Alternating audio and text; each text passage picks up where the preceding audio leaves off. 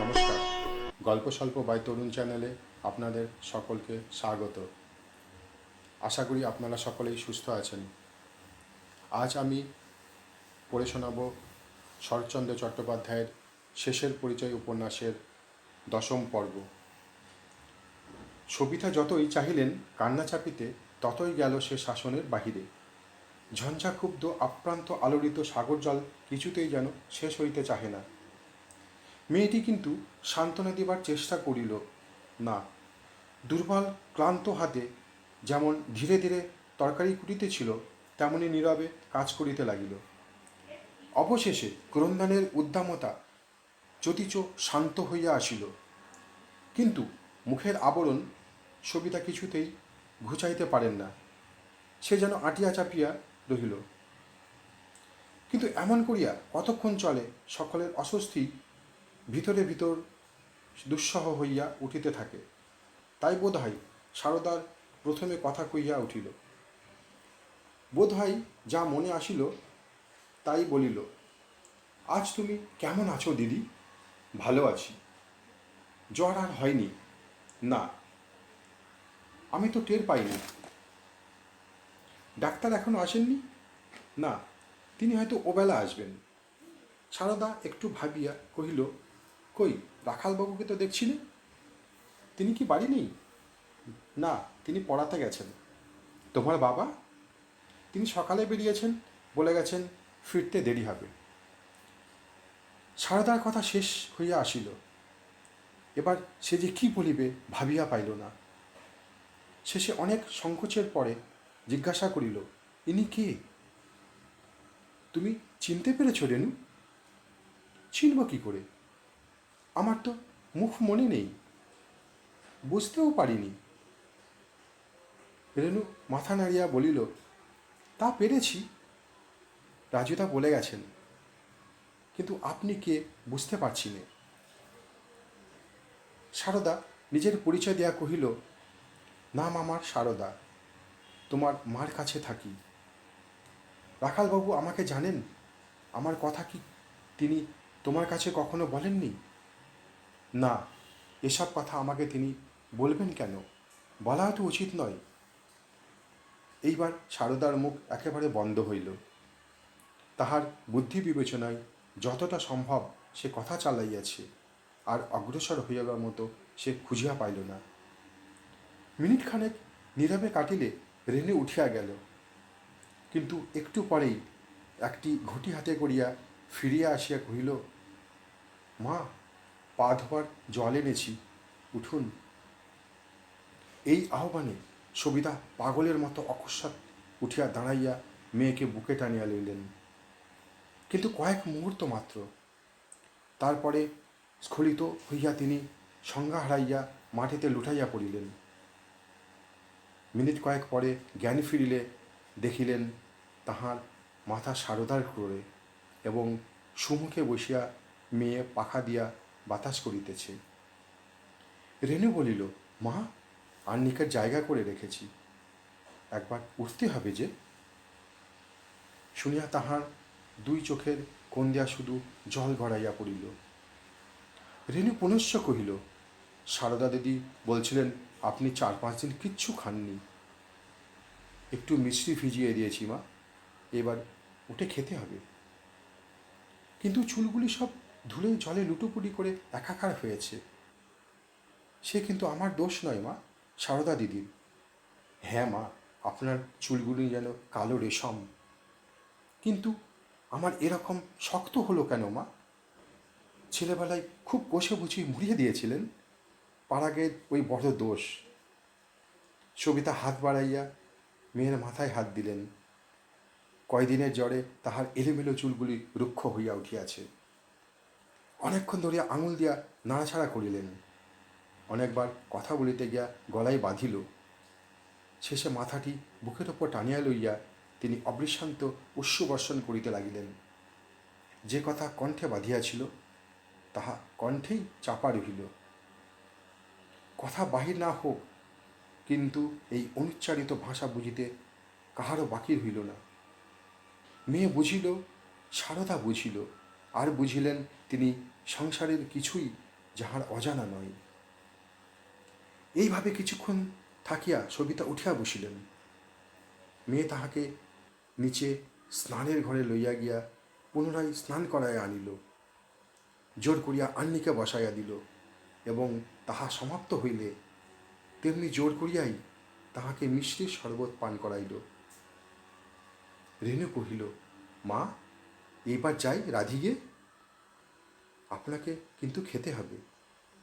যদি না খাই? রেণু মৃদু হাসিয়া বলিল, তাহলে আপনার পায়ে মাথা খুঁড়ব, না খেয়ে আপনি নিস্তার পাবেন না। নিস্তার পাতে চাই নে মা, কিন্তু তুমি নিজে যে বড় দুর্বল, এখনো যে পথ্যেই করনি। রেণু বলিল, সকালে একটু মিষ্টি খেয়ে জল খেয়েছি, আজ আর কিছু খাবো না। একটু দুর্বল সত্যি, কিন্তু না রাঁধলেই বা চলবে কেন মা? রাজুর আসতে দেরি হবে, বাবাও ফিরবেন অনেক বেলায়, না রাঁধলে এতগুলি লোক খেতে পাবে না যে। তাছাড়া আমাকে ঠাকুরের ভোগ রাখতেও হবে। এই বলিয়া সে রেলিংয়ের ওপর হইতে গামছাখানা কাঁধে ফেলিতেই সবিতা চমকিয়া জিজ্ঞাসা করিলেন, তুমি কি নাইতে যাচ্ছ রেণু? রেণু হাসিয়া বলিল, মা ভুলে গেছেন, আপনি কি কখনো না নিয়ে ভোগ রেঁধেছিলেন নাকি?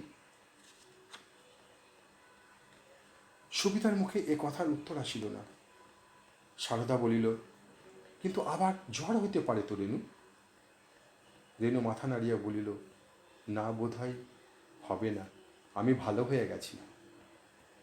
আর হলেই বা কি করবো সারদা দিদি, যতক্ষণ ভালো আছি করতে হবে তো, আমাদের করবার তো আর কেউ নেই। উত্তর শুনিয়া উভয়ে নীরব হইয়া রহিলেন। রান্না সামান্যই, কিন্তু সেটুকু সারিতেও যে রেণুর কতখানি ক্লেশ বোধ হইতেছিল তাহা অতিশয় স্পষ্ট। জ্বরে অবসন্ন, 7-8 দিনের উপবাসে একান্ত দুর্বল। মেয়েটা মরিয়া মরিয়া চোখের সম্মুখে কাজ করিতে লাগিল। মা চুপ করিয়া বসিয়া দেখিলেন, কিন্তু কিছুই করিবার নাই। এ জীবনে পারিবারিক বন্ধন যে এমন করিয়া ছিঁড়িয়াছে, ব্যবধান যে এত বৃহৎ, এমন প্রত্যক্ষ উপলব্ধি করার অবকাশ বোধ করি সবিতার আর কিছুতে মিলিত না, যেমন আজ মিলিল। রান্না শেষ হইল। সারাদাকে উদ্দেশ্য করিয়া রেণু কহিল, বাবা ফিরতে, পুজো আহ্নিক শেষ হইতে আজ বেলা পড়ে যাবে। আপনি কেন মিথ্যে কষ্ট পাবেন সারদা দিদি, খেয়ে নিন। বাবা বলেন, এমনতর অবস্থায় সংসারে একজন উপবাস করে থাকলেই আর দোষ হয় না। সত্যিই নয় মা? এই বলিয়া সে মায়ের দিকে চাহিয়া উত্তরের জন্য অপেক্ষা করিয়া রহিল। সবিতা জানেন, তাহাদের বৃহৎ পরিবারে বাধ্য হইয়াই একদিন এ নিয়ম প্রচলিত হইয়াছিল। ঠাকুরের পূজারী ব্রাহ্মণ নিযুক্ত থাকিলেও ব্রজবাবু সহজে এ কাজ কাহারও প্রতি ছাড়িয়া দিতে চাহিতেন না। অথচ চিরদিন ঢিলা স্বভাবের লোক বলিয়া পূজায় তাহার প্রায় অযথা বিলম্ব ঘটিয়া যাইত। কিন্তু মেয়ের প্রশ্নের উত্তরে কি যে তাহার বলা উচিত তাহা ভাবিয়া পাইলেন না। জবাব না পাইয়া রেণু বলিতে লাগিল, কিন্তু আবার নতুন মার বেলা সইত না, খেতে একটু দেরি হলেও তিনি ভয়ানক রেগে যেতেন। বাবা তাই আমাকে একদিন দুঃখ করে বলেছিলেন যে দেশের বাড়িতে কতদিন যে আপনার এবেলা খাওয়া হতো না, উপোস করে কাটাতে হতো তার সংখ্যা নেই। কিন্তু কোনোদিন রাগ করে বলেননি ঠাকুর বিলিয়ে দিতে। সারদা আশ্চর্য হইয়া জিজ্ঞাসা করিল, তিনি কি ঠাকুর বিলিয়ে দিতে বলেন নাকি? হ্যাঁ, কতদিন? বলেন গঙ্গায় ফেলে দিয়ে আসতে। তোমরা বাবা কি বলেন? সারদার প্রশ্নের উত্তরে সে মাকেই দিল। বলিল, আমার বয়স তখন 9 বছর। বাবা ডেকে পাঠালেন। তার ঘরে গিয়ে দেখি তার চোখ দিয়ে জল পড়ছে। আমাকে কাছে বসিয়ে আদর করে বললেন, আমার গোবিন্দর সব ভার ছিল একদিন তোমার মায়ের ওপর, আজ থেকে তুমি তার কাজ করবে, পারবে তো মা? বললুম, পারবো বাবা।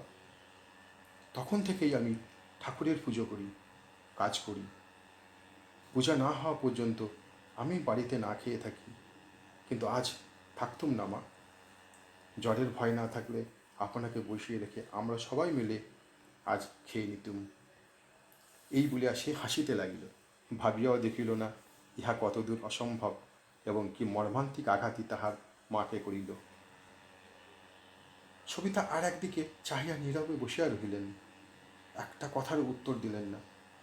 মেহে যাহাই বলুক, মা জানেন এই গৃহের আর তিনি কেহ নহেন। পারিবারিক নিয়ম পালনে আজ তাহার খাওয়া না খাওয়া সম্পূর্ণ অর্থহীন। রেণু সারদাকে ঠাকুর দেখাতে লইয়া গেল। সবিতা সেখানেই চুপ করিয়া বসিয়া রহিলেন। মেয়েটা কতটুকু বা বলিয়াছে? তাহার বিমাতার উত্তপ্ত চিত্তের সামান্য একটুখানি বিবরণ। ঠাকুর দেবতার হতশ্রদ্ধার তুচ্ছ একটা উদাহরণ। এই তো, এমন কত ঘরেই তো আছে। অভাবিতও নয়, হয়তো বিশেষ দোষেরও নয়, তথাপি এই সামান্য বস্তুটাই তাহার কল্পনায় 12 বছরের অজানা ইতিহাস চক্ষের পলকে দাগিয়া দেয়া গেল। এই স্ত্রীলোকটি হয়তো তাহার স্বামীকে একটা মুহূর্তের জন্য বুঝে নাই। তাহার কতদিনের কত মুখভার, কত চাপা কলহ, কত ছোট ছোট সংঘর্ষের কাঁটার অনুবিদ্ধ শান্তহীন দিন, কত বেদনা বিক্ষত দুঃখময় স্মৃতি, এমনি করিয়াই এই স্নেহ শ্রদ্ধাহীনা গোপন স্বভাবা নারীর একান্ত সান্নিধ্য ও শাসনে এই দুটি প্রাণীর, তাহার স্বামী ও কন্যার দিনের পর দিন কাটিয়া আজ দুর্দশার শেষ সময় আসিয়া ঠেকিয়াছে। অথচ কিসের জন্য? এই প্রশ্নটাই এখন সবচেয়ে বড় করিয়া বিঁধিল সবিতাকে। যে ভার ছিল স্বভাবত তাহারই আপনার, সে বোঝা যদি অপরের বহিতে না পারে, সে দোষ কি তাহাকে দিবার? তাহার নিজের ছাড়া অপরাধ কার? অধর্মের মার যে এমন নির্দয়, একাকী এত দুঃখও যে সংসারে সৃষ্টি করা যায়, তাহার মূর্তি যে এত কদাকার, ইতিপূর্বে এমন করিয়া আর সে উপলব্ধি করে নাই। গ্লানি ও ব্যথার গুরুভারে তাহার নিঃশ্বাস পর্যন্ত যেন রুদ্ধ হইয়া আসিল। তথাপি প্রাণপণ বলে কেবলই মনে মনে বলিতে লাগিল, ইহার প্রতিকার কি নাই? সংসারে চিরস্থায়ী তো কিছুই নয়, শুধু কি তাহার দুষ্কৃতি জগতে অবিনশ্বর?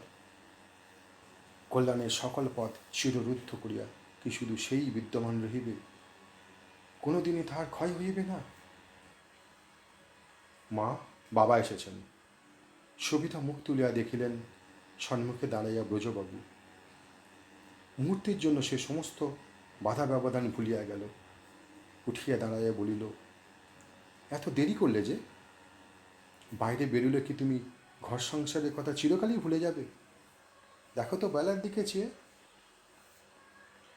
ব্রজবাবু মহা অপ্রতিভভাবে বিলম্বের কৈফিয়ত দিতে লাগিলেন। সবিতা বলিলেন, কিন্তু আর বেলা করতে পাবে না। ঠাকুর পুজোটি আজ কিন্তু তোমাকে সংক্ষেপে সারতে হবে, তা কিন্তু বলে দিচ্ছি। তাই হবে নতুন বউ, তাই হবে। রেনু, দে তো মা আমার গামছাটা, জামাটা ছেড়ে চট করে নিয়ে আসি। না বাবা, তুমি একটু জিরোও, দেরি যা হবার হয়েছে, আমি তোমাকে তামাক সেজে দিই। মা ও পিতা উভয়ই কন্যার মুখের প্রতি চাহিয়া দেখিলেন। ব্রজবাবু কহিলেন, মেয়ে নহিলে বাপের উপর এত দরদ আর কারো হয় না নতুন বউ। ওর কাছে তুমি ঠকলে? এই বলিয়া তিনি হাসিলেন। সবিতা কহিলেন, ঠকতে আপত্তি নেই মেজকর্তা, কিন্তু এই একমাত্র সত্যি নয়। সংসারে আর একজন আছে, তার কাছে মেয়েও লাগে না, মাও না। এই বলিয়া তিনিও হাসিলেন। এই হাসি দেখিয়া ব্রজবাবু হঠাৎ যেন চমকিয়া গেলেন, কিন্তু আর কোনো কথা না বলিয়া জামা কাপড় ছাড়িতে ঘরে চলিয়া গেলেন। সেদিন খাওয়া দাওয়া চুকিল প্রায় দিনান্ত বেলায়। ব্রজবাবু বিছানায় বসিয়া তামাকটা নিতেছিলেন। সবিতা ঘরে ঢুকিয়া মেঝের ওপরে একধারের দেওয়ালে ঠেস দিয়া বসিলেন। ব্রজবাবু বলিলেন, খেলে? হ্যাঁ। মেয়ে অযত্ন অবহেলা করেনি তো? না। ব্রজবাবু ক্ষণেক স্থির থাকিয়া বলিলেন, গরিবের ঘর, কিছুও নেই, হয়তো তোমার কষ্ট হলো নতুন বউ। সবিতা তাহার মুখের পানে চাহিয়া কহিল, সে হবে না মেজকর্তা, তুমি আমাকে কটু কথা বলতে পাবে না, এটুকুই আমার শেষ সম্বল। মরণকালে যদি জ্ঞান থাকে তো শুধু এ কথাই তখন ভাববো, আমার মতো স্বামী সংসারে কেউ কখনো পায়নি। ব্রজবাবুর মুখ দিয়া দীর্ঘ নিঃশ্বাস পড়িল।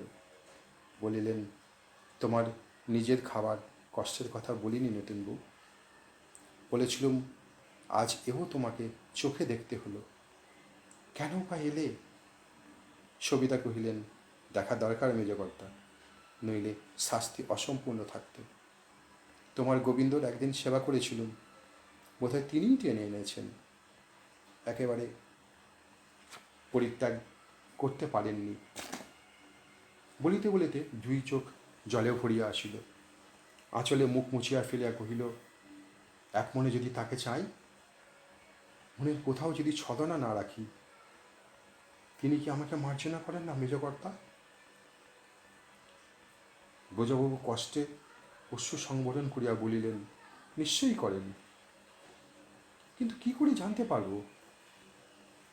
তা জানি নে নতুন বউ, সে দৃষ্টি বোধ করি তিনিই দেন। সবিতা বহুক্ষণ অধমুখে বসিয়া থাকিয়া মুখ তুলিল। জিজ্ঞাসা করিল, আজ তুমি কোথায় গিয়েছিলে? ব্রজবাবু বলিলেন, নন্দ সাহার কাছে কিছু টাকা পেতুম। দিলেন? কি জানো, সে শুনতে চায়নি, দিলে কি না বলো। ব্রজবাবু না দিবার কারণটা ব্যক্ত করিতে কতই যেন কুণ্ঠিত হইয়া উঠিলেন। বলিলেন, আনন্দপুরের সহদর তো জানোই, তারা অতি সজ্জন ধর্মভূরি লোক, কিন্তু দিনকাল এমন পড়েছে যে মানুষের ইচ্ছে করলেও পেরে ওঠে না। তাছাড়া নন্দসা এখন অন্ধ, কারবার গিয়ে পড়েছে ভাইপোদের হাতে, কিন্তু দেবে, একদিন নিশ্চয়ই দেবে, সে আমি জানি। কেননা ফাঁকি দিতে তাদের আমি দেব না। নন্দসাকে আমি ভুলিনি। কি করবে, নালিশ? হ্যাঁ, আর কোনো উপায় যদি না পাই। ব্রজবাবু হাসিয়া বলিলেন, মেজাজটি দেখছি এক তিলও বদলায়নি। কেন বদলাবে? মেজাজ তোমারই বদলেছে নাকি? দুঃসময় কার বেশি তোমার চেয়ে? কিন্তু কাকে ফাঁকি দিতে পারলে? আমার মতো কৃতজ্ঞের ঋণ শেষ কপর্দক দিয়েও শোধ করে দিলে। তাদেরও তাই করতে হবে, শেষ কুড়িটা পর্যন্ত আদায় দিয়ে, তবে তারা অব্যাহতি পাবে। তাদের ওপর তোমার এত রাগ কিসের? রাগ তো নয়, আমার জ্বালা। তোমাকে ভাই ঠকালে, বন্ধু ঠকালে, আত্মীয় স্বজন, কর্মচারী, স্ত্রী পর্যন্ত তোমাকে ঠকাতে ছাড়লে না। এবার আমার সঙ্গে তাদের বোঝাপড়া। তোমার নতুন কুটুম্বরা আমাকে চেনে না, কিন্তু তারা চেনে। ব্রজবাবুর বহুদিন পূর্বের কথা মনে পড়িল। তখনও একবার ডুবিতে বসিয়াছিলেন, তখন এই রমণী হাত ধরিয়া তাহাকে ডাঙায় তুলিয়াছিল। বলিলেন, হ্যাঁ, তারা বেশ চেনে। নতুন বউ মরেছে জেনে তারা স্বস্তিতে আছে, তারা একটু ভয় পাবে, ভাববে ভূতের উপদ্রব ঘটল, হয়তো গয়ায় ফিন্দি দিতে ছুটবে। সবিতা কহিল, তারা যা ইচ্ছে করুক, ভয় করি নে, শুধু তুমি পিণ্ডি দিতে না ছুটলেই হলো, ওইখানেই আমার ভাবনা। নিজে করবে না তো সে কাজ। ব্রজবাবু চুপ করিয়া বসিয়া রইলেন, উত্তর দিলে না যে। ব্রজবাবু আরও কিছুক্ষণ তাহার মুখের প্রতি নীরবে চাহিয়া রহিলেন। অপরাহ্ন সূর্যের কতকটা আলো জানলা দিয়া মেঝের উপর রাঙা হইয়া ছড়াইয়া পড়িয়াছিল। তাহার প্রতি সবিতার দৃষ্টি আকর্ষণ করিয়া ধীরে ধীরে বলিলেন, এর মতোই আমার বেলা পড়ে এলো নতুন বউ, পাওনা বুঝে নেবার আর সময় নেই। কিন্তু তুমি ছাড়া সংসারে বোধহয় আর কেউ নেই যে বোঝে আমি এত ক্লান্ত। ছুটির দরখাস্ত পেশ করে বসে আছি, মঞ্জুরি এলো বলে। যা নিয়েছি, যা দিয়েছি, তার হিসেব নিকেশ হয়ে গেছে। হিসেব ভালো হয়নি জানি, গোজামিল অনেক রয়ে গেছে, কিন্তু তবু তার জের টানতে আর আমি পারবো না। তোমার এ অনুরোধ ফিরিয়ে নাও। সবিতা এক দৃষ্টে চাহিয়া শুনিতেছিলেন স্বামীর কথাগুলি। শেষ হইলে শুধু জিজ্ঞাসা করিল, সত্যি কি আর পারবে না মেজকর্তা? সত্যিই কি বড় ক্লান্ত হয়ে পড়েছ? সত্যিই বড় ক্লান্ত নতুন বউ, সত্যিই আর পারবো না। কত যে ক্লান্ত সে তুমি ছাড়া আর কেউ বুঝবে না।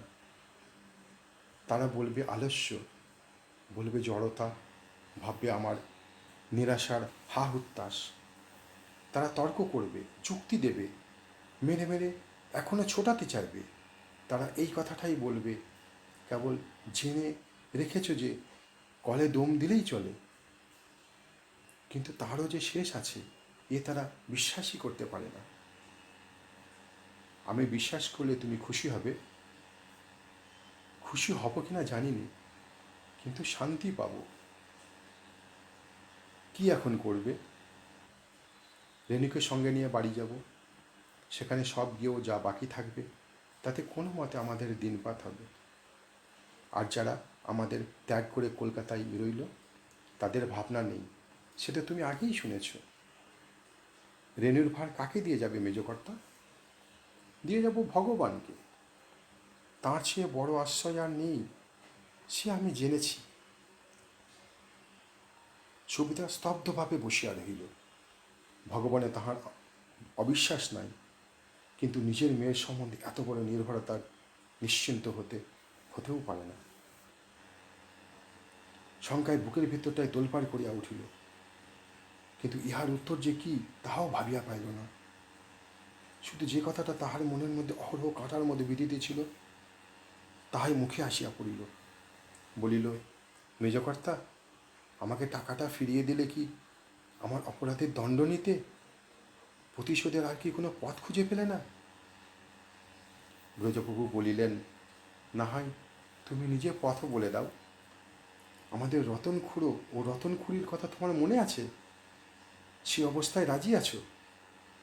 এত দুঃখেও সবিতা হাসিয়া ফেলিল।